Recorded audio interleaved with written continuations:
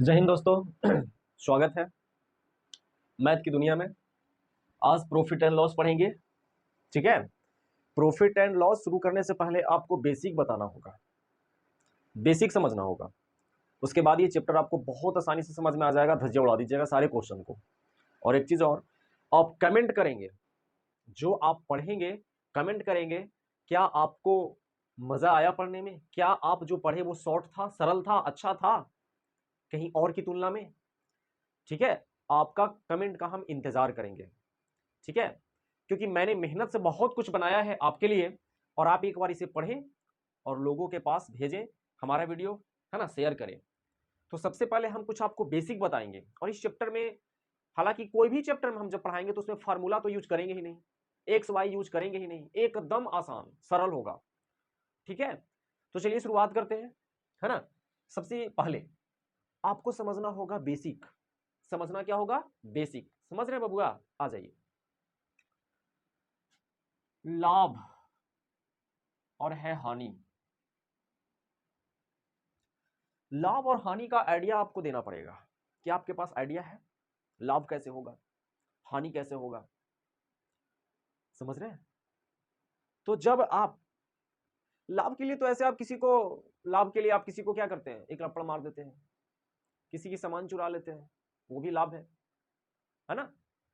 तो लाभ, हम किसी भी वस्तु को खरीद कर और फिर बेचकर लाभ जो होगा उसकी चर्चा करने वाले हैं। ये नहीं कि किसी को मारना है, किसी को पीटना है, वो भी लाभ होगा। ठीक है, तो वो लाभ नहीं। हम घर बना लिए, वो लाभ है, वो लाभ नहीं पढ़ना है। पढ़ना क्या है?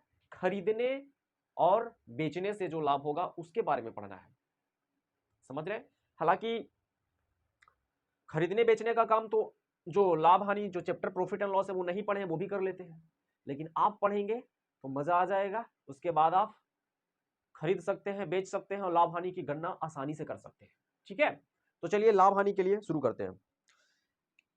अब हम किसी भी वस्तु को खरीद रहे हैं, तो जितना में खरीद रहे हैं उससे अधिक में बेचना होगा, उससे अधिक रुपया में बेचना होगा, उससे अधिक मूल्य में बेचना होगा। समझ आया? बस सबसे बड़ी बात है कि अधिक मूल्य में बेचना होगा। बस इतना ही से आपको आइडिया मिल जाएगा, और हम कोई फार्मूला आपको नहीं बताएंगे, जो बोल रहे हैं उस पर ध्यान दीजिए। ये पूरा चैप्टर का आधार है। ठीक है, पूरा चैप्टर इसी पे काम करेगा। अब हम कम मूल्य पर बेचेंगे, हानि होगा, अधिक मूल्य पर बेचेंगे, लाभ होगा। क्लियर हुआ? मूल्य क्या होना चाहिए? अधिक होना चाहिए, मूल्य अधिक होना चाहिए। जब हम बेचेंगे, मूल्य अधिक होगा जब हम बेचेंगे। कैसा मूल्य अधिक होना चाहिए? विक्रय मूल्य। विक्रय मूल्य अधिक होना चाहिए तो क्या होगा? लाभ होगा। विक्रय मूल्य अधिक होना चाहिए क्रय मूल्य से। विक्रय मूल्य अधिक होगा क्रय मूल्य से। विक्रय मूल्य अधिक होगा तो लाभ होगा। विक्रय मूल्य किससे अधिक होगा? क्रय मूल्य से। विक्रय मूल्य किसको बोलते हैं? जिस दाम पर किसी वस्तु को बेचा जाता है, जिस दाम पर किसी वस्तु को बेचा जाता है, उस वस्तु का, उस मूल्य को विक्रय मूल्य कहा जाता है। क्लियर है? चलिए, तो अब विक्रय मूल्य, इतना तो आइडिया पता ही होगा विक्रय मूल्य किसे कहा जाता है, मैंने बता दिया अभी। विक्रय मूल्य अगर कम है क्रय मूल्य से, विक्रय मूल्य अगर कम है क्रय मूल्य से, तो हानि होगा। छोड़िए विक्रय मूल्य क्रय मूल्य, आपको खरीदना बेचना तो समझते होंगे। किसी भी चीज को आप खरीदते हैं तो ज्यादा दाम पर बेचिएगा ना, लाभ होगा, कम दाम पर बेचिएगा ना, हानि होगा। लेकिन अब एक और बड़ी बात है कि लाभ और हानि हम निकालेंगे कैसे? लाभ और हानि हम निकालेंगे कैसे? तो उसके लिए आप याद रख लीजिए, आपको घटाना होगा। क्या करना होगा? घटाना होगा। बस काम खत्म। कोई फार्मूला वार्मूला नहीं बताएंगे, एकदम देखिएगा मजे तरीका से बनेगा। क्या करना होगा? घटाना होगा। सुनाई पड़ा? ध्यान दीजिए, क्या करना होगा? घटाना होगा। अब देखिए, अब देखिए यार, एक चीज और समझिए आप। ठीक है, मान लेते हैं कि 1 रुपया में, या मान लीजिए कि एक वस्तु, कोई एक वस्तु है और आप उसे 10 रुपया में खरीद रहे हो। समझ रहे हैं बचवा? और उसी एक वस्तु को 15 रुपया में बेच रहे हैं। बता दीजिए, इतना आसान पता होगा आपको। कहिएगा कि 5 रुपया लाभ हुआ। कैसे 5 रुपया? घटा के जाने, बड़का में से छोटका के घटा देना, घटाने के लिए जानते हैं, बड़का में छोटका को घटा देना। तो 15 में से 10 गया तो 5 हो गया, 15 में से 10 हो गया 5। अब एक चीज आप गौर कीजिए यहां पे कि अगर ये बराबर ना होता, जैसे अगर हम बोलते हैं यहां पर कि दो वस्तु 16 रुपया, दो वस्तु 16 रुपया में बेचा गया, एक वस्तु और इसी तरह का दो वस्तु को, यानी है ना, एक कलम मान लेते हैं, एक कलम को 10 रुपया में और दो कलम को 16 रुपया में बेचा जा रहा है। तब अगर आप घटा दीजिएगा डायरेक्ट 16 में से 10 6 रुपया कहिएगा लाभ, तो बिल्कुल गलत हो जाएगा। इस बात को आपको ध्यान रखना होगा कि हम लाभ या हानि का गणना किस पर कर रहे हैं? वस्तु पर कर रहे हैं या मूल्य पर कर रहे हैं? वस्तु पे कर रहे हैं या पैसा पर कर रहे हैं? क्योंकि लाभ या हानि का गणना या तो वस्तु पर होगा या तो पैसा पर होगा मेरे भाई। अब प्रश्न उठता है कि वस्तु पर कब होगा और पैसा पर कब होगा। यहीं से क्वेश्चन की शुरुआत हो रहा है। पूरा का पूरा क्वेश्चन आपको घुमाता है, क्वेश्चन का आपको जड़ हम बता रहे हैं पकड़ने के लिए। सारा का सारा याद रहेगा, क्वेश्चन आपके दिमाग में एकदम चला जाएगा। ध्यान से पढ़िएगा। चलिए, तो एक वस्तु 10 रुपया, दो वस्तु 16 रुपया। अब यहां पर देखिए आप कि अलग अलग है, ये रुपया भी अलग अलग है, मतलब मूल्य भी अलग अलग है, वस्तु भी अलग अलग है। तो इस कंडीशन में लाभ या हानि का गणना नहीं होगा। इस कंडीशन में, इस कंडीशन को सुधारिए। ऐसा मैं नहीं कह रहा हूं कि ये होगा ही नहीं, ज्ञात होगा, लेकिन इस कंडीशन को सुधारना होगा। किसी एक को सेम करना होगा, किसी एक को सेम करना होगा, किसी एक को सेम करना होगा, किसी एक को बराबर करना होगा। बस यही मेन आपका था, जो समझाने की हमारी कोशिश थी। तो अब किसी एक को बराबर करेंगे तो आपको आइडिया मिल जाएगा मोटे तौर पर। समझ रहे हो? चलिए, तो अब हम यहां पर अगर कर दे एक वस्तु 16 रुपया, तो आप कहेंगे 6 रुपया क्या हुआ भैया? लाभ हो गया। कोई दिक्कत? अब ये 6 रुपया यानी लाभ जो हुआ वो किस पर हम गणना करने वाले हैं? मूल्य पर। ठीक है, लेकिन एक और देखिए एग्जांपल, ये मूल्य पर हुआ 6 रुपया। अब एग्जांपल देखिए, जैसे कि अगर हम बोले 10 रुपया में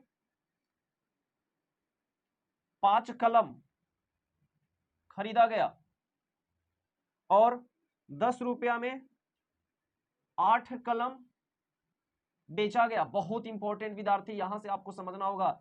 धजिया उड़ा देंगे आप, समझ जाएंगे तो कुछ नहीं यार, आसान लगेगा, हलवा लगेगा। ठीक है, हाँ। तो अब देखिए यहां पर जो लाभ हानि का गणना होगा मेरे प्यारे, वो मूल्य पर नहीं होगा, क्योंकि मूल्य पर नहीं होगा। ठीक है, क्योंकि मूल्य यहां पर बराबर नहीं है। जैसे कि देखिए यहां पर मूल्य बराबर नहीं था, मतलब कि जो बराबर रहेगा उस पर गणना नहीं होगा, जो बराबर रहेगा उस पर गणना नहीं होगा। यहां पर वस्तु बराबर था तो हम लाभ हानि का गणना मूल्य पर किए, और यहां पर मूल्य बराबर है तो लाभ और हानि का गणना हम वस्तु पर करेंगे, यानी कलम को देखेंगे। ठीक है, जो बराबर रहेगा उसको छोड़ दीजिए, जो बराबर रहेगा उसको छोड़ दीजिए। और कभी कभी क्वेश्चन ऐसा देगा जिसमें ना वस्तु बराबर होगा और ना मूल्य बराबर होगा, तो उस कंडीशन में किसी एक को हम बराबर कर लेंगे, या तो मूल्य को बराबर कर लेंगे या तो वस्तु को बराबर कर लेंगे। समझ में आ रही है बात? तो चलिए, यहां पर तो एक बराबर है तो बराबर करने की जरूरत है? बोलिए जल्दी, बराबर करने की जरूरत है? नहीं है, क्योंकि एक तो बराबर है, यहां भी एक तो बराबर है, कोई भी एक, वस्तु या मूल्य, तो वस्तु या पैसा कोई भी, है ना। तो वस्तु बराबर था तो पैसा पर मूल्य पर कर लिए, और यहां पर हमारा मूल्य बराबर है तो हम गणना लाभ हानि का गणना वस्तु पर करेंगे। ठीक है, चलिए, तो 5 कलम खरीद रहा है और 8 कलम बेच रहा है, तो क्या हो जाएगा? हानि हो जाएगा। क्या हो जाएगा? हानि। ज्यादा वस्तु। अब भैया इतना भी आपको समझ में नहीं आएगा तो हमको तो लगता है आप घर द्वार सब बेच दीजिएगा और आपको पता भी नहीं चलेगा कि लाभ हो रहा है कि हानि हो रहा है। है ना? तो ये चीज करना है आपको, इतना तो समझ में आता होगा, आइडिया इतना थोड़ा सा लाना पड़ेगा। ठीक है, कि हम ज्यादा वस्तु बेच रहे हैं, नहीं तो लिख भी दिए विक्रय मूल्य अगर अधिक होगा तो लाभ होगा। अब यहां पर ऐसे आप समझ सकते हैं कि ज्यादा वस्तु बेचेगा तो क्या होगा? हानि होगा। ज्यादा वस्तु है ना, ज्यादा वस्तु बेचेगा तो क्या होगा? हानि। और कम वस्तु बेचेगा तो लाभ। यहां पर 5 वस्तु खरीद रहा है और उसके जगह पर 8 कलम बेच रहा है, मतलब ज्यादा वस्तु बेच रहा है, ज्यादा वस्तु बेच रहा है, तो ज्यादा वस्तु बेचेगा तो क्या होगा? हानि। और यहां ज्यादा मूल्य पर बेचेगा, अधिक मूल्य मतलब ज्यादा मूल्य पर बेचेगा तो लाभ होगा। यहां का उल्टा होता है। समझ में आ रहा है आइडिया? तो यहां पर क्या हो जाएगा? 3 कलम की हानि होगी, 3 कलम की हानि। फिर आगे हम अभी तो सिर्फ हानि और लाभ का आइडिया दे रहे हैं, फिर हानि प्रतिशत निकालने के लिए, ठीक है, और आपको प्रतिशत लाभ निकालने के लिए आपको शुरुआत करेंगे, ठीक है। आज बेसिक क्लास है, आज आपको हम, ठीक है, बेसिक बता रहे हैं, और बेसिक जानकारी होना बहुत जरूरी है। तो आपको आइडिया मिला, ठीक है, कि लाभ और हानि जानने के लिए हमें यह जरूरी है कि किसी एक को बराबर करें, किसी एक को क्या करें, बराबर करें। अगर वस्तु बराबर है तो लाभ या हानि की गणना हम पैसा पर यानी मूल्य पर करेंगे, ठीक है। वस्तु अगर बराबर है तो लाभ या हानि का गणना हम पैसा पर करेंगे यानी मूल्य पर करेंगे। और जब हमारा रुपया बराबर है यानी मूल्य बराबर है तो लाभ या हानि का गणना हम वस्तु पर करेंगे, लाभ या हानि का गणना वस्तु पर करेंगे, ठीक है। गणना तो कर लेंगे, अब बात आता है कि लाभ हानि निकालेंगे कैसे। तो लाभ या हानि हमेशा घटा करके निकालेंगे, लाभ या हानि हमेशा घटा करके निकालेंगे, कोई फार्मूला नहीं। लाभ बराबर फार्मूला होता है, हानि बराबर फार्मूला होता है, फार्मूला को गोली मारिए, रमेश से फार्मूला को गोली मारिए, मार दिए गोली, हम फार्मूला को गोली मार देना है, खत्म, समझ आया, उड़ा देना है यार, इतना आसान है। आप लोग परेशान रहते हैं, मैथ से हैं परेशान, तो सूरज सर के पास है समाधान, ठीक है। चलिए मेहनत करते रहिए, एक एक यदि ईंटा जोड़ो तो तुम महल बना दोगे, समझे। मेहनत छोटा नहीं होता है, आप एक ईंटा जोड़ रहे हैं तो ये मत सोचिए कि हम एक ईंटा जोड़ रहे हैं, आप पूरा संसार बना रहे हैं, क्योंकि महल बनेगा और महल से पूरा संसार बनेगा। तो याद रखिएगा, एक एक यदि ईंटा जोड़ो तो तुम महल बना दोगे, एक एक ज्ञान जोड़िए तो आप बन जाएंगे ज्ञानी, छोटे छोटे ज्ञान को जोड़िए। चलिए, तो ये सब ज्ञान बहुत जरूरी है महान बनाने के लिए आपके, और आप बन गए महान, समझ में आया बबुआ, आगे बढ़े हो। चलिए ठीक है, तो आज इतना ही, ये बेसिक है, आपको उम्मीद करते हैं समझ में आया होगा। अब हम शुरुआत करेंगे, नेक्स्ट वीडियो में शुरू करेंगे, इसमें बेसिक उस वीडियो में हम नहीं बताएंगे, आपको यहां पर बता दिए हैं, वहां पर आपको डायरेक्ट हम क्वेश्चन की शुरुआत करेंगे, ठीक है। तो चलिए मिलते हैं नेक्स्ट